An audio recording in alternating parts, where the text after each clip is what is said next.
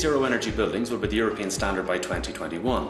The Open Doors events, however, are organised to give people an opportunity to visit some really good examples of low energy buildings that are already happening in Ireland today, both new build projects and retrofit projects of older houses.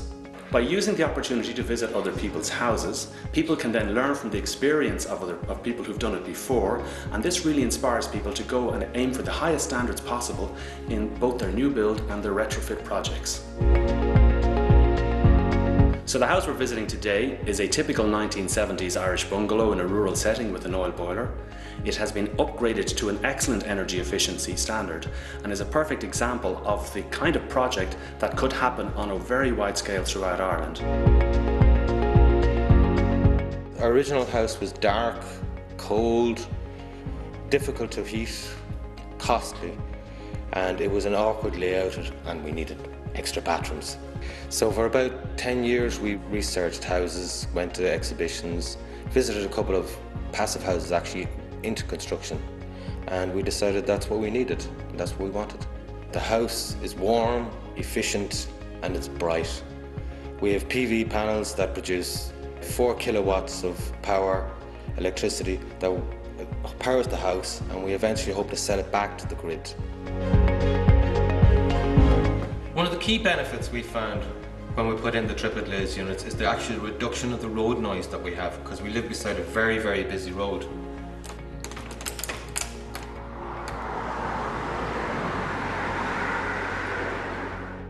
Our client Paul and Deirdre engaged us to upgrade and extend their existing home into a modern, energy efficient home with the added challenge of implementing the project to passive house standards.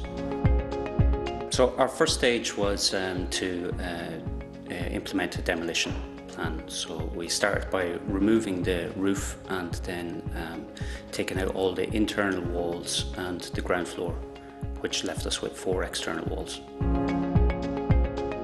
The ground floor slab had an improved U value of 0.145 using 200 millimeters of PIR insulation. By adding a combination of 200 and 250 millimeters of external insulation to the walls, we've improved the U values to 0.08 and 0.1. To prevent overheating within the building, we used an external fabric blind over the windows, which prevented the UV light from coming in, but it provided enough transparency to have a visual connection to the outdoor space. In addition to the fabric upgrade, we installed heat recovery ventilation systems, which provides fresh and filtered fresh air. We installed an external air-to-water heat pump, which provided hot water and underfloor heating to the new ground floor. And in addition to that, we have a 4 kilowatt PV array, which is evenly split between east and west. One of the key challenges was implementing and achieving the air tightness results, and we're delighted to have attained an air change per hour of 0.44 on the very first test.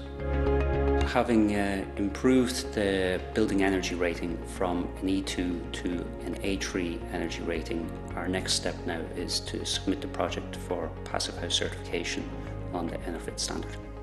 The best advice I would give to any homeowner taking on a project like this is to get an experienced architect and builder to do it, because the detail that is required to get the air tightness and insulation correct takes expertise and extreme attention to detail.